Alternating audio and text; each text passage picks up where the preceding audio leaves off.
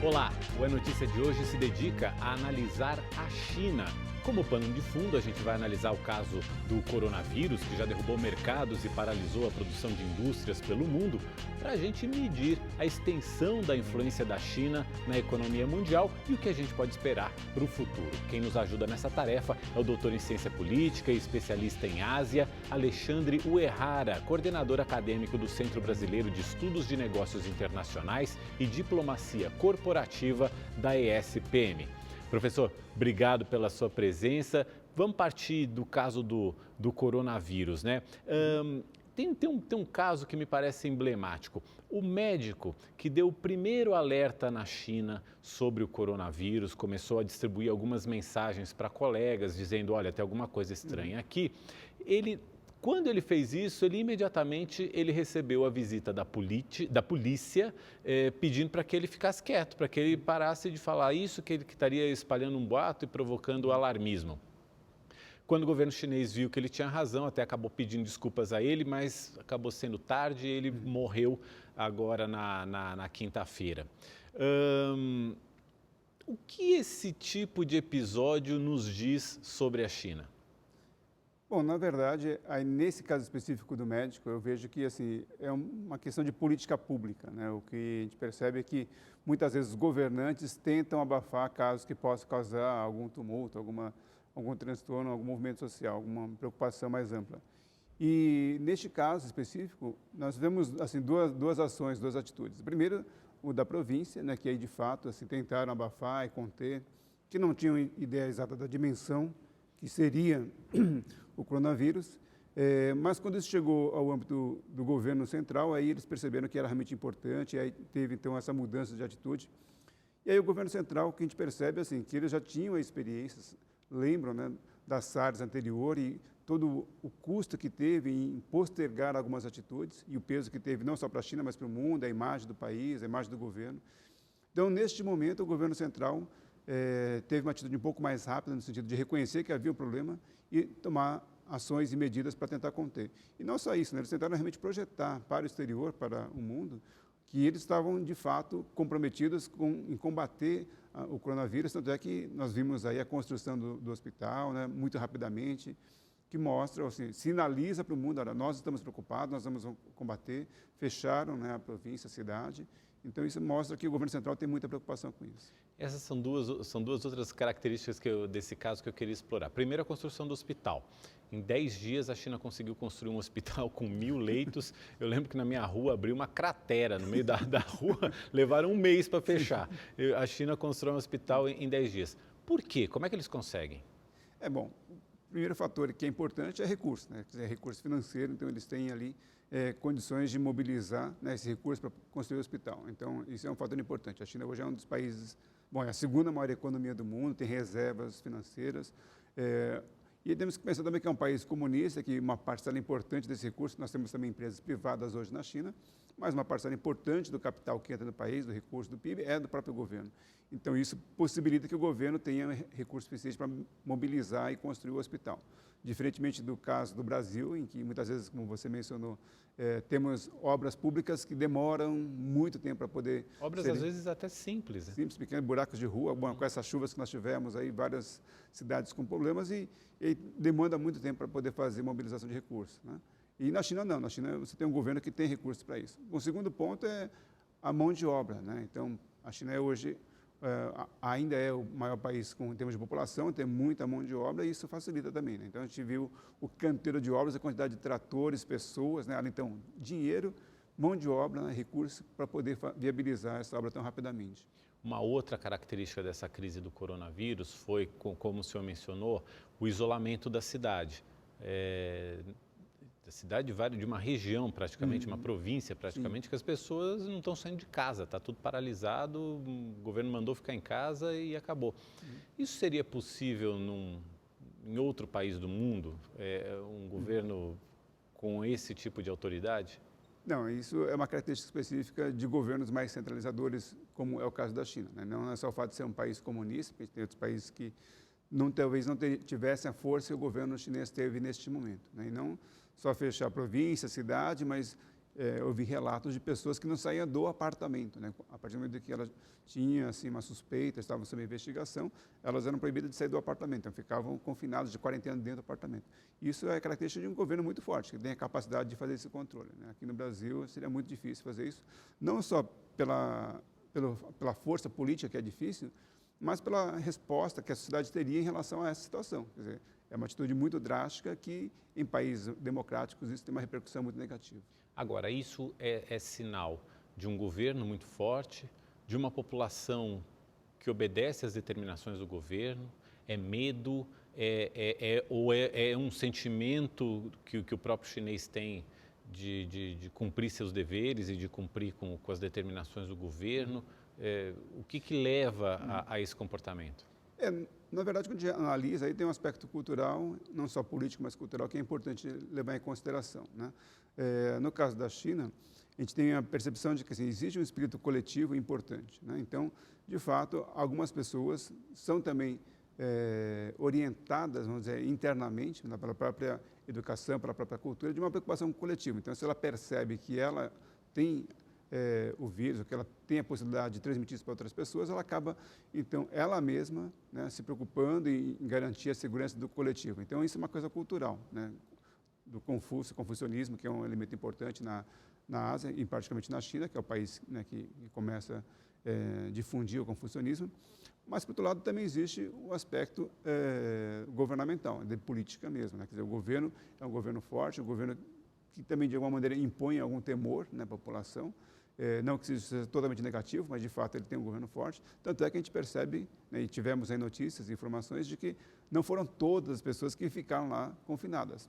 Algumas pessoas da província de Hubei, quando eles começaram a perceber que havia a possibilidade de ser fechada a cidade ou restringir a mobilidade, algumas delas saíram, né? Tanto é que hoje nós temos notícias que não é só em Hubei que nós temos o coronavírus, né? Mas tem outros lugares da China, inclusive no Tibete, recentemente. Então, quer dizer, praticamente toda a China você tem hoje já diagnosticado o coronavírus. Então, a gente percebe assim, tem de fato uma característica cultural de preocupação, mas também existem as pessoas, somos seres humanos, e que as pessoas acabaram saindo antes que houvesse o confinamento.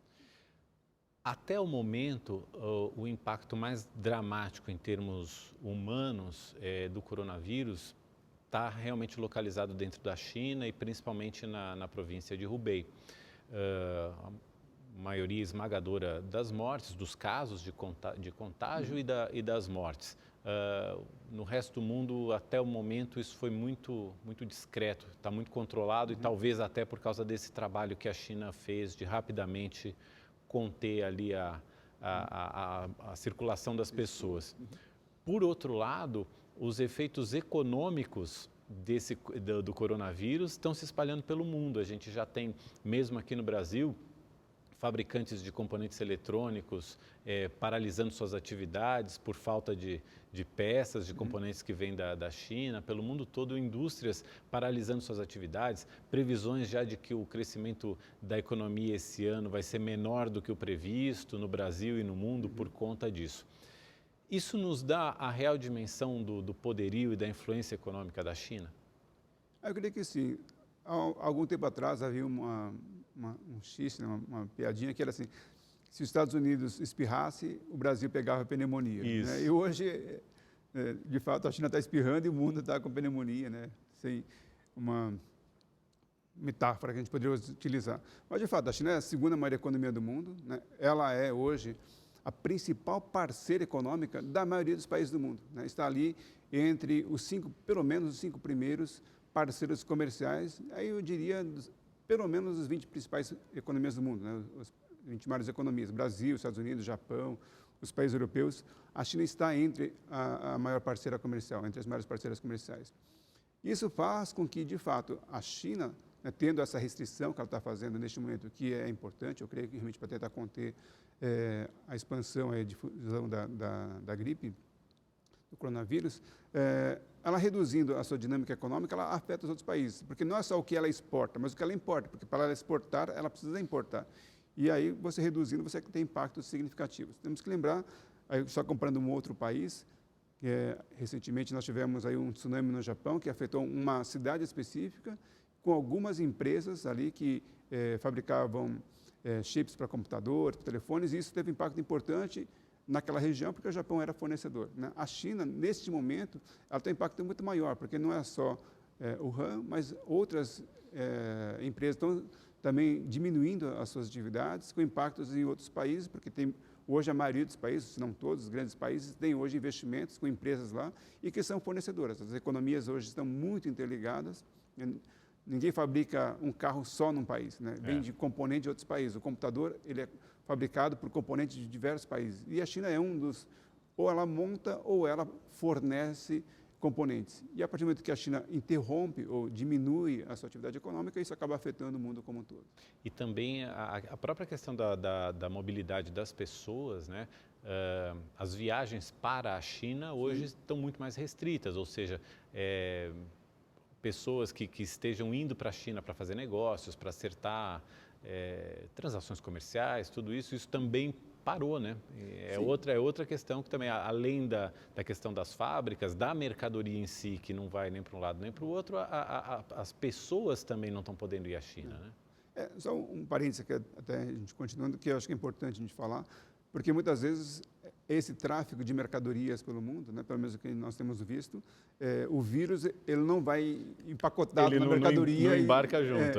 Então isso, de alguma forma, causou algum pânico, as pessoas importam muitas coisas da China, inclusive aqui no Brasil, e surgiu um pouco esse fake news, essa notícia falsa, de que, olha, tem gente que está embarcando o vírus na mercadoria e mandando para o mundo para disseminar. Então, isso é uma coisa que... Isso não existe, fique tranquilo. Pode, inclusive, consumir comida chinesa, está tudo certo. Isso não tem vírus, está tudo certo. Agora, de fato, em relação à mobilidade das pessoas, ficou muito restrita. Mesmo que não houvesse esta política do governo chinês, as pessoas, naturalmente, elas acabam diminuindo a sua ida, a viagem, acabam postergando a viagem para a China por causa do temor à doença, de fato, né? Então, isso acaba acontecendo. Isso nos leva a um segundo tema em relação à China, que teve muito presente no noticiário recentemente, que foi o acordo comercial com os Estados Unidos. A China foi muito pressionada pelo governo Donald Trump a equilibrar um pouco o jogo entre o que ela comprava dos Estados Unidos e o que ela vendia para os Estados Unidos. E a China até acabou concordando em aumentar o valor de compras, de importações de produtos americanos. Por que a China cedeu? Se é que cedeu, ou isso faz parte de alguma estratégia? Não, de fato, assim, a China é a segunda maior economia, tem uma relação importante econômica de importação com os Estados Unidos, né? E é interessante, assim, antes de entrar no específico das relações, pegando o pano de fundo do comércio nacional, neste momento é muito curioso ver que assim, os Estados Unidos têm adotado uma política, de fato, mais protecionista pela política do governo Trump, e a China, que até recentemente, até antes do governo Trump, era acusada de ser protecionista, de impedir o livre mercado, hoje é o Xi Jinping, presidente chinês, que defende o livre mercado, que tem um discurso pró-liberalização, que defende os acordos internacionais, né? Então, uma mudança de papel interessante neste momento. E, até diante desse discurso, a China e o Xi Jinping têm defendido que essas barreiras tarifárias que foram levantadas pelos Estados Unidos e que teve a reação da China, não é benéfico para nenhum país. A China hoje depende muito do livre comércio nacional para que ela mesma possa crescer. Se a gente acompanhar as estatísticas, a gente percebe que a China cresceu a 2 dígitos há alguns anos atrás e agora até com o problema do coronavírus, com risco aí de cair para menos de 5% da taxa de crescimento. Então, logicamente, para a China... Vinha numa faixa de 6, mais ou menos, 6% ao ano, mais ou menos. Já não crescia mais a 2 dígitos, foi acomodando ali numa faixa de 6%, mais ou menos, e por causa do coronavírus pode até baixar para 5%. Para 5%, abaixo de 5%. Então, de fato, há uma preocupação forte da China de manter essa dinâmica internacional, manter o comércio nacional, e os Estados Unidos é um importante parceiro comercial. Então, a China tem sido um defensor, e aí, o que a gente percebeu é que, assim, quando os Estados Unidos começou a elevar as tarifas, isso teve impacto sobre o comércio com a Europa, não só com a China, mas diminui o comércio, isso impacta, por exemplo, exportações do Japão para a China, da Coreia para a China, inclusive do Brasil para a própria China. Então, de fato, a diminuição das barreiras, a diminuição das tensões comerciais entre os Estados Unidos e para a China é importante. E eu creio que foi coerente essa situação. Só concluindo aqui, eu creio que agora, com a situação, será difícil para a China cumprir aquilo que foi acordado, né, nessa primeira fase do acordo dos Estados Unidos com a China, porque eles tinham que importar, né, um volume significativo de produtos americanos, e eu não sei se nessa situação agora isso vai ser possível cumprir aquilo que foi acordado no primeiro momento. Saber até se os Estados Unidos teriam esse volume também para fornecer para a China, Exatamente. tem toda essa questão. Agora, no que esse acordo impacta o Brasil? Olha, se a gente olhar as estatísticas de comércio exterior do Brasil com a China, a gente vai perceber que desde 2018 para 2019, né, houve um incremento importante das exportações de soja, por exemplo, né, porque a China começou a sobretaxar a soja americana, e isso levou a um crescimento importante da exportação da soja brasileira para os Estados Unidos. Agora, com esse acordo que houve entre os Estados Unidos e a China, provavelmente a China vai voltar a comprar dos Estados Unidos, ou até tem que comprar mais para cumprir a cota americana, e com isso, provavelmente, as exportações que cresceram bastante do Brasil para a China vai ter uma queda aí importante nos próximos, pelo menos 2020 agora, em relação a isso. É um exemplo, né? Mas, de fato, alguns produtos que o Brasil concorre com os Estados Unidos, isso vai acabar nos afetando. O Brasil vai ter que buscar novos mercados para colocar essa produção que estava sendo direcionada para a China. Que vantagens competitivas a China tem em relação aos Estados Unidos e em relação ao resto do mundo, assim, de um modo geral? Tá. Bom, a primeira vantagem competitiva ainda é o custo da mão de obra, né? Pelo fato da desregulamentação, você tem benefícios, né, trabalhistas muito menores lá, agora começando a discutir alguns benefícios, mas, por exemplo, enquanto no Brasil, só para a gente comparar a nossa realidade aqui, em que a tributação, né, social, por exemplo, se você paga 1 para o funcionário, você vai pagar 1,2 para o governo, né, de tributos. E na China isso não acontece, você paga 1 para o funcionário e hoje tem um pouquinho só de tributação em relação a esse valor que você paga de salário. Então, isso acaba fazendo com que o custo na China seja muito menor, né? Só que, além disso, existe um outro fator que aí eu considero mais relevante neste momento, que é a escala, né? Hoje as pessoas, ou as empresas produzem na China não só para o mercado chinês, né, mas produzem, que já é um mercado significativo. Que já é um mercado enorme. Hoje já se estima que temos em torno de 500 milhões, né, de consumidores, uma classe que seria equivalente à classe média brasileira, né? Então, que é bastante significativo. Mas, fora isso, a China exporta para a Ásia, exporta para a Europa, para os Estados Unidos, para o Brasil. Então, a escala da produção na China, isso é o grande diferencial, né? Voltando um pouco para a relação China e Estados Unidos, o presidente Trump estava acusando a China, né, de exportar muito para os Estados Unidos, mas quem exporta para os Estados Unidos da China são empresas americanas. Então, um exemplo que ficou aí muito discutido foi o iPhone, né? A Apple, né, falou, bom, os americanos compram mais barato da China, mas é a própria Apple que está produzindo na China e exportando para os Estados Unidos. Uhum. Então, se você cria uma barreira, quer dizer, não só prejudica o comércio da China, mas prejudica a própria empresa americana que deixou de poder produzir e exportar para os americanos. E, em contrapartida, os americanos não têm de onde comprar o Apple, o iPhone de outro lugar, vai ter que comprar da própria China. Então, os americanos estão pagando mais caro para o produto que é americano, produzido pela empresa americana, por causa de uma política protecionista americana. Agora, então, a questão da mão de obra ainda é uma questão que dá muita vantagem para a China, em termos competitivos. Ainda é um elemento importante, não é tão barato quanto era no passado, né? Hoje, a renda per capita, né, o salário na China aumentou bastante, né? Hoje, até comparando um pouco com o Brasil novamente, a renda per capita em 2019, a média foi maior que a do Brasil já, né? Então, enquanto no Brasil está em torno de 14 mil, mais ou menos, na China já está 18 dólares, né? $14.000, né? Na China 18 mil dólares. Então, a média, a renda per capita já está maior que a do Brasil. E tem um outro fator, então, a mão de obra é um elemento importante, sim, mas a tecnologia também é um elemento importante, né? A China, nos últimos anos, nas últimas décadas, tem investido no crescimento econômico. Esse crescimento gerou capital e recursos que eles começaram a investir em empresas chinesas, tecnologia. O próprio governo chinês, eles, em determinado momento, começaram a reconhecer que a imagem dos produtos chineses era muito ruim no exterior, né? Exato. Produtos descartáveis. Muito baratinhos e de baixa qualidade, baixa qualidade, copiados. Então havia... Tem a questão de falsificações também. Né? Então, isso causava, né, um dano ao comércio exterior chinês. Então, o governo chinês, percebendo isso, passou a adotar uma política diferente, né, tentando desenvolver a sua própria tecnologia. Então, a China é um país hoje, o governo chinês investe muito em educação, né?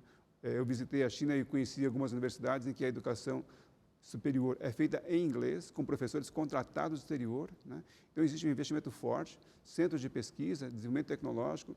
até porque as empresas estrangeiras começaram também a ir à China para desenvolver tecnologia, agregar valor, porque é de lá que eles exportam para o mundo.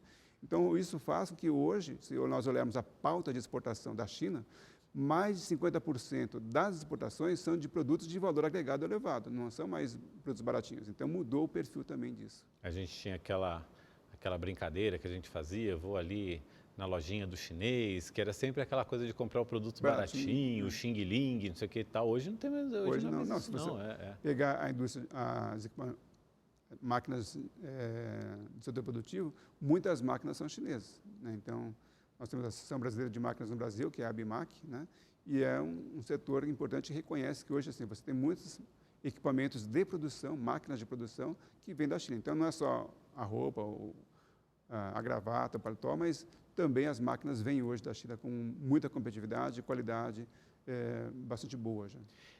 O senhor tocou num ponto que eu acho fundamental quando um país pensa no seu futuro, no seu desenvolvimento e principalmente no modelo que ele quer adotar, no modelo de desenvolvimento que é a educação. Eu queria que o senhor falasse um pouquinho mais sobre como é que a China orientou a educação para chegar a esse nível de sofisticação tecnológica na indústria e agregar tanto valor aos produtos da China nas últimas décadas, né? Principalmente acho que nas duas últimas décadas. Né? Acho que o ponto importante, até antes de a gente falar da educação, é pensar o que o país quer para si, né?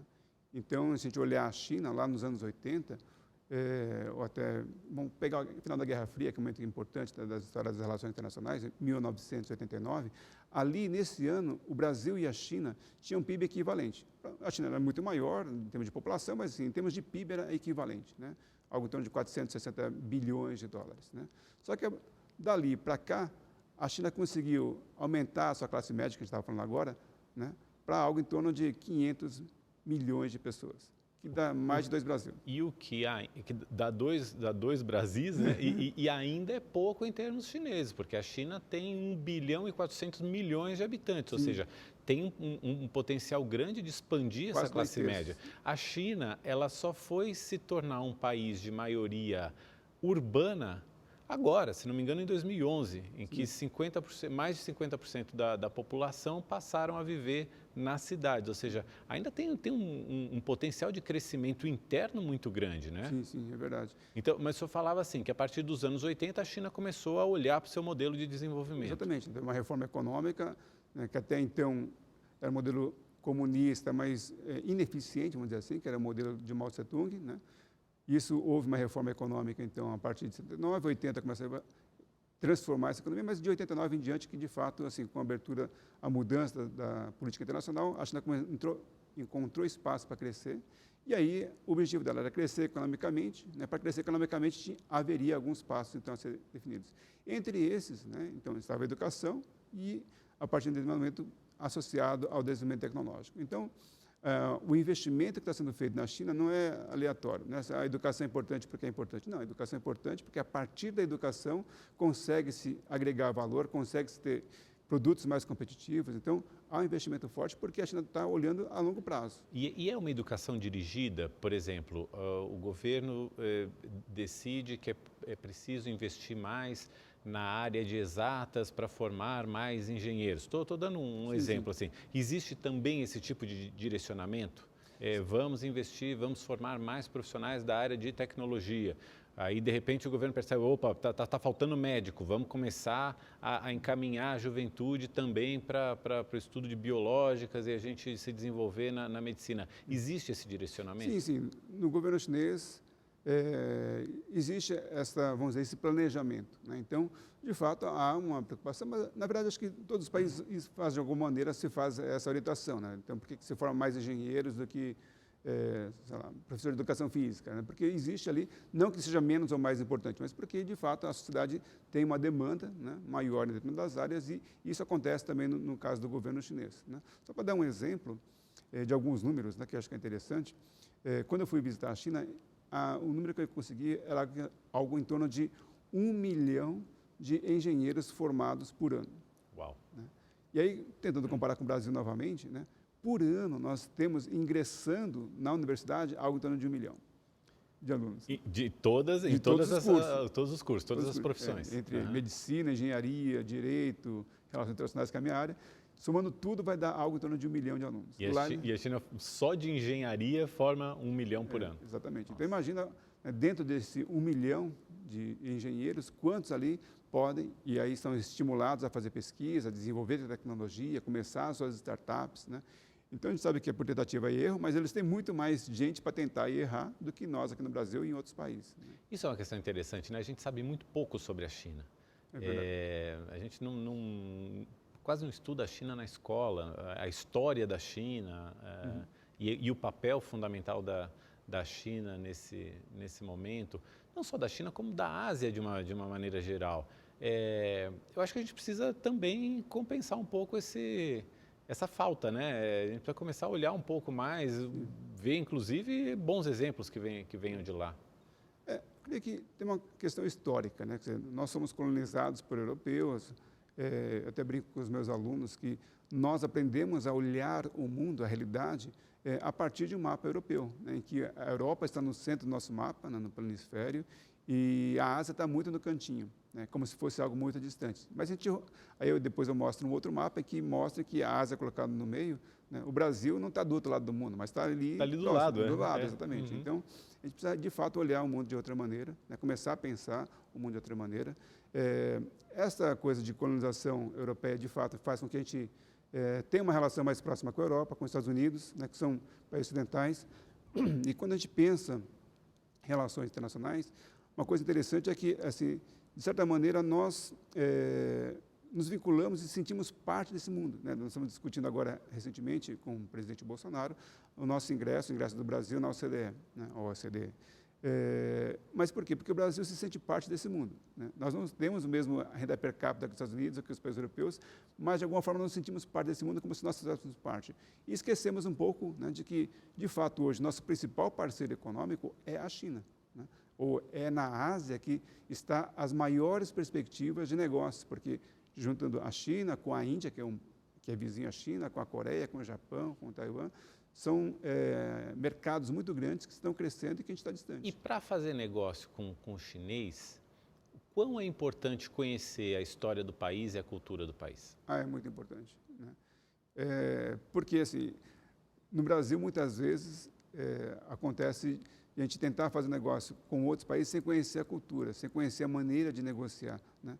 E isso causa dificuldades, né? Porque, por exemplo, no caso asiático, as relações pessoais, e aqui no Brasil também é importante, né? Mas a gente não percebe o quanto que é importante você fazer uma comunicação com os asiáticos, em particularmente com os chineses, de ser uma relação pessoal. Você pode fazer uma reunião formal no escritório, colocar lá os números, valores de compra e venda, mas o fechamento do negócio, né, vai depender de uma confiança mútua que se estabeleça entre os parceiros comerciais. E isso tem que ser construída, né? Não é assim, eu cheguei agora, vou lá e compro e está pronto. Não, a relação para ser duradoura, para ser realmente frutífera, né, ela deve ser construída numa relação pessoal. Então, não é só sentar no balcão e comprar e vender. Não, quanto mais você conseguir desenvolver uma relação de confiança, melhor será e mais duradoura será a relação com os chineses.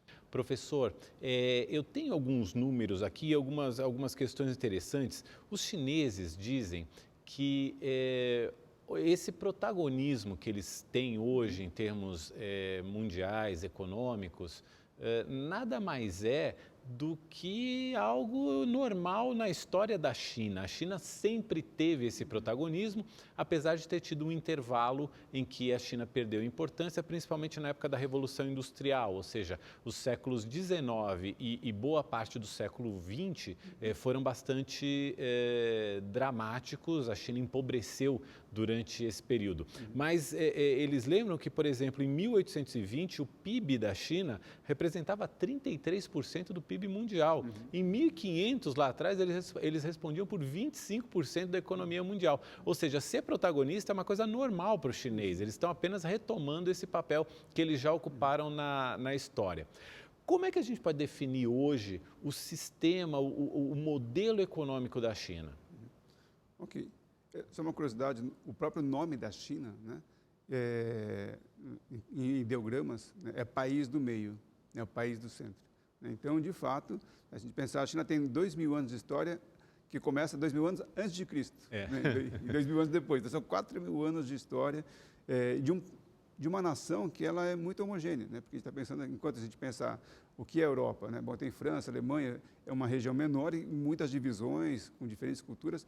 Na China também tem as diversidades, é muito grande, mas é assim, uma etnia rama, né? De 4 milhões de história, muita cultura. Então, isso, de fato, faz com que os chineses tenham uma sensação de etnia, de orgulho, né, dos chineses muito forte. E, assim, só uma frase que é muito comum também a gente ouvir, que é antiga, que é, bom, fazer o negócio da China, né? Então, é uma frase que já vem de muito tempo atrás. Então, não é agora de 2020 que fala, vamos fazer o negócio da China. Não, o negócio da China já vem lá do passado. De muito tempo, Então, de fato, assim, a China tem um papel central importante e, como você mencionou, nos últimos, talvez, 200 anos, né, século XIX, século XX, foi um período em que, de fato, com a Revolução Industrial, houve um salto em que os países ocidentais conseguiram protagonismo nas relações internacionais, e aí o que acontecia na Europa, o desenvolvimento econômico acabou influenciando o mundo. Mas, de fato, agora a gente começa a olhar de novo, né, o que a China tem colocado, é que a China voltar a ser um protagonista não é tão assim, estranho para eles chineses, de fato, é um elemento importante. E, além disso, agora pensando de fato o que é a economia chinesa, o que é a política chinesa, é muito curioso, porque a China, muitas vezes se diz, olha, a China, por ser um país comunista, de partido comunista, é um país que dificilmente muda, né, porque o governo é muito centralizador. E o que a gente percebe, na realidade, não é bem isso, né? Apesar de ser um partido comunista, né, o que a gente percebe é que a China tem sido muito hábil em se adaptar às mudanças da conjuntura internacional, às mudanças políticas e econômicas mundiais, né? Então, de fato, é uma economia planejada, porque o governo realmente planeja tudo. Eles têm aqueles planos quinquenais, a cada 5 anos, né? E que, talvez para nós aqui, poderia ser um aprendizado, né? A gente poder pensar a longo prazo, né? Que aqui, às vezes, o que acontece, né? Não são todos políticos, mas o que a gente percebe é que, bom, a partir do momento que um político é eleito, tudo aquilo que foi feito para o passado, eu esqueci, né? Eu deixo para trás e aí interrompo todos os projetos, viadutos que param pela metade, túneis que param pela metade, e lá na China isso não acontece. Quer dizer, se eu planejei, aquilo vai até o fim, ela, de fato, vai ser colocado. Então, eles olham para trás, aquilo que vem sendo feito, a história, e olham para frente. Então, a China hoje, quando a gente fala planejamento, né, não é para os próximos 5 ou 10 anos, não, pensando em 50 anos, o que a China vai ser, né, em 2050, 2060 e por aí vai. Então, isso é um fato importante. E aí, dentro desse âmbito hoje de competitividade internacional, isso é um elemento importante, porque tem uma continuidade. E do lado econômico, vamos dizer, eu diria que a China hoje, ela compete no mundo de maneira capitalista. As empresas são muito competitivas, né? Então, a China, nesse aspecto, ela é um país capitalista que, na área política, ainda é socialista, que é um regime muito centralizado. Dá para a gente ter uma noção de qual a porcentagem das empresas que pertencem ao governo e quais que já são privadas na China? Ainda, se a gente pensar em termos de empresas chinesas, né, a maior parte ainda são de empresas chinesas, né? Então, começou-se a abrir a possibilidade, com políticas agora, para que as empresas chinesas também se tornem empresas privadas, né, mas boa parte ainda são de empresas chinesas mesmo. Então, algumas vezes, quando a gente recebe uma visita no Brasil, né, do presidente da empresa, às vezes o presidente da empresa é também o prefeito da cidade, né? Então, ele tem ali uma relação muito forte entre o poder público, né, e as empresas, é muito grande.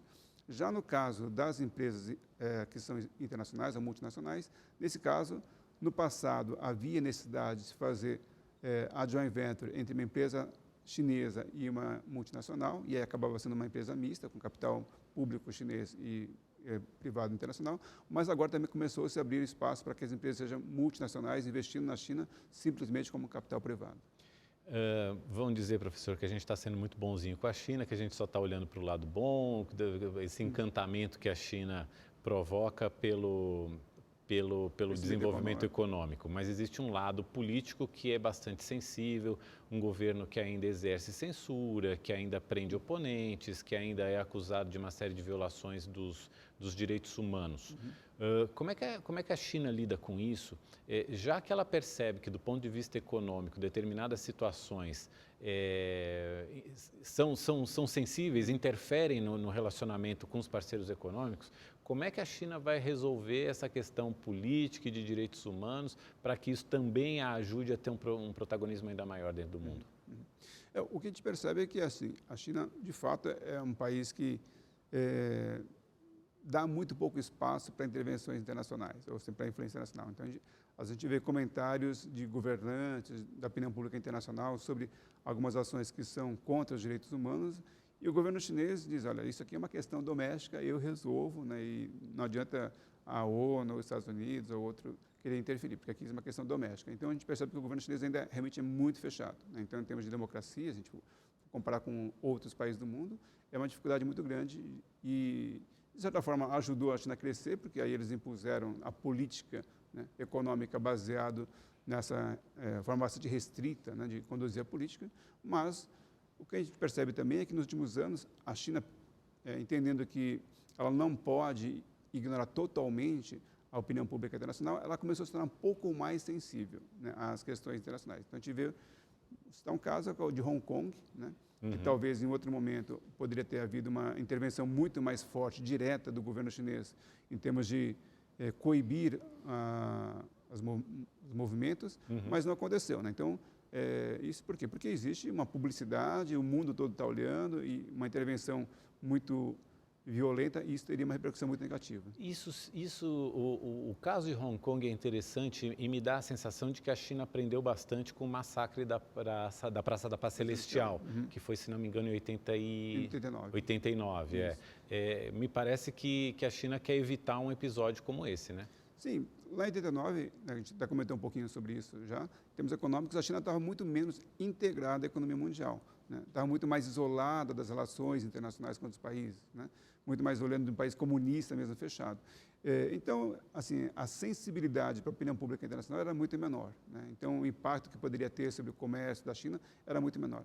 Agora, em 2019, 2020, a sensibilidade é muito maior, né? Uma restrição ao comércio com a China, sanções comerciais, sanções em termos de evitar a importação ou comércio com a China, isso é muito maior. Então, de fato, existe uma sensibilidade. Isso vai crescendo ao longo do tempo, né? Então, mesmo em termos de democracia, o que a gente tem analisado em termos de ciência política é que é inevitável que a China, em algum momento, ela comece a abrir mais espaço para a participação. Isso, aí agora, olhando alguns artigos acadêmicos, a gente não pode dizer que não exista nenhuma participação política, porque a gente olhar o Partido Comunista Chinês, só o Partido Comunista Chinês, em termos de movimentação de postos, são algo em torno de 60 milhões de pessoas, né, dentro do partido. Então, existem eleições, existe uma meritocracia dentro do partido, quer dizer, ninguém chega a primeiro-ministro ou a presidente na China sem ter passado por esses cargos mais baixos. Então, existe, de fato, uma meritocracia, existem eleições internas, né? Então, há uma argumentação dos especialistas em China que existe uma certa democracia, pelo menos dentro do partido, né? Porque são 60 milhões de pessoas que estão lá votando e disputando poder dentro da China. É uma provocação ou uma pensata. O fato é uma democracia, mas muito, dentro do, né, existe um sistema ali de movimentação de postos dentro do partido, não dá para a gente chamar de democracia. Sim. O sucesso econômico de um regime como o da China não pode fragilizar as democracias no Ocidente, no seguinte sentido, falar assim, poxa, se um modelo desse, que não é democrático, que tem um governo central muito forte, que reprime a oposição, mas que consegue um sucesso econômico tão grande, e a população vai enriquecendo, vai formando uma classe média cada vez maior, e tem emprego, e tem educação, por que não adotarmos algo nesse modelo político? Não gera esse paradoxo? Assim, é uma discussão já até, vamos dizer, antiga, né? Nos anos 80, né, por ali, quando estava no processo de democratização do Brasil, ou logo um pouquinho depois, havia essa discussão de fato, né? Quer dizer, bom, lá na Ásia, as economias, na época havia chamados tigres asiáticos, era Coreia, Taiwan, Singapura, países ou governos muito fortes, muito centralizados, que não tinham muita democracia, mas que conseguiam um sucesso econômico importante já nos anos 90. A China seguiu mais ou menos nessa mesma linha, né? E lá, então, nos anos 80, 90, se discutia no Brasil, bom, será que é melhor a gente ter um governo mais centralizado, porque a gente impõe uma política e fala, vamos por aqui e o país tem que ir por esse caminho, né? E ninguém discute, aí consegue se obter o crescimento econômico sem democracia, ou a gente faz o processo de vamos democratizar e vamos ver no que dá, né? E aí, comparando, né, lá com aqui, só que assim, eu pessoalmente tenho dentro de mim o valor democrático muito importante, né? Então, não vamos abrir mão da democracia, da liberdade que nós temos em favor, né, de de um crescimento econômico nas condições que foram feitas ou conquistadas em alguns países. Uma outra questão que me parece interessante em relação à China, e aí comparando com os Estados Unidos ali, principalmente depois da Segunda Guerra, começaram a consolidar a hegemonia dos Estados Unidos, como a liderança dos Estados Unidos no bloco ocidental, principalmente vendendo o que eles chamam de American Way of Life, né? Então, assim, a propaganda americana foi muito grande, pelo cinema, pelos produtos, pelo marketing, o modo de vida americano foi sendo cobiçado pelos países que giram em torno dos Estados Unidos, inclusive nós aqui no Brasil. A China não me parece ter esse tipo de preocupação, não, de mostrar o modo de viver do chinês como um exemplo para as nações ali que estão sob a influência da China ou até mesmo para o mundo ocidental, né? Eu diria que até o momento não, né? Até porque até este momento a grande preocupação do governo chinês era conseguir o seu crescimento econômico, né? Acho que agora está no patamar que começa, e o próprio presidente Xi Jinping já fez discurso dizendo, olha, nós queremos colocar a China numa posição de liderança internacional. Até agora não, eles estavam aproveitando, vamos dizer, um dos vagões da locomotiva, que era ocidental, e a China estava aproveitando para o crescimento econômico. Agora, me parece que a China está buscando ser a locomotiva, né, não só em termos de crescimento econômico, mas de outras áreas também.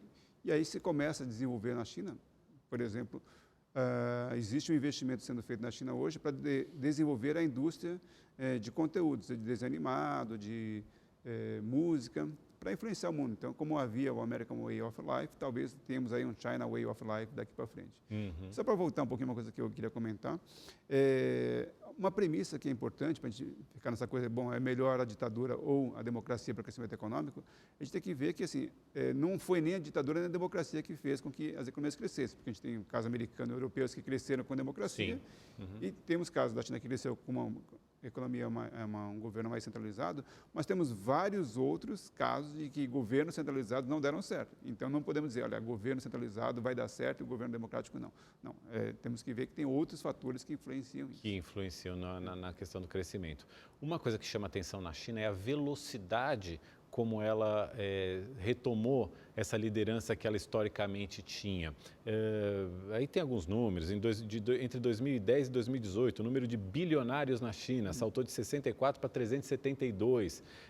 Hoje a China possui 202 unicórnios, que são aquelas empresas que alcançam valor de mercado de $1 bilhão sem serem listadas em bolsa de valores. Só se tornou urbana agora em 2011. Enfim, a China representou outro número interessante. Em 2001, 2% das 500 maiores empresas do mundo eram chinesas. Em 2017, eram 22%. Ou seja, em 16 anos, um salto enorme de relevância dentro do mundo. Como é que a China conseguiu essa velocidade? A gente já conversou sobre o modelo, o planejamento, a questão da competitividade, o investimento em educação, mas e essa velocidade de crescimento assim tão rápida, né? Eu creio que um dos fatores importantes que contribuiu para o crescimento econômico chinês, como eu falei, até 89 o mundo estava muito dividido entre países comunistas e capitalistas. A partir do final da Guerra Fria, começou a haver maior interação entre países dos dois blocos, né, de políticos. Isso permitiu que a China tivesse mais relações com outros países, inclusive americanos e europeus. A partir dos anos, final do século XX, o custo da mão de obra para as empresas começaram a ficar muito caros nos países capitalistas. E aí a própria lógica capitalista fazia com que as empresas buscassem ganhar competitividade. Para ganhar competitividade, tinha que reduzir o custo de produção. E aí a China apareceu, e aí houve sim também uma inteligência no sentido do governo chinês de criar condições para isso, mas a China tinha essa mão de obra barata, as empresas americanas ou ocidentais tinham interesse em produzir mais barato, e isso houve uma convergência de interesse então. Então a China abriu o seu espaço, as empresas encontraram lá um ambiente favorável e aí muitos dos investimentos internacionais se canalizaram para a China. Então ela virou uma moda, de fato, as empresas irem para a China e aí o capital ingressou, o crescimento econômico, a produção, e a partir da exportando para o mundo, acabou gerando, então, a possibilidade da China crescer bastante. Então, é uma convergência de fatores que a China conseguiu aproveitar de maneira sábia para poder fazer o seu crescimento econômico. Existe um númerozinho que é muito falado na China e que começou a circular muito também no ambiente de negócios ocidental, que é o número 996, principalmente nas empresas de tecnologia chinesas. Isso significa o seguinte, é a pessoa entrar no trabalho às 9 da manhã, sair do trabalho às 9 da noite, 6 dias por semana, 996, ou seja, um regime pesadíssimo de trabalho. Não é na China inteira, mas isso os mais jovens, os homens de negócio, as pessoas que estão agora entrando aí principalmente para a área de tecnologia, estão adotando esse regime de trabalho como um modelo.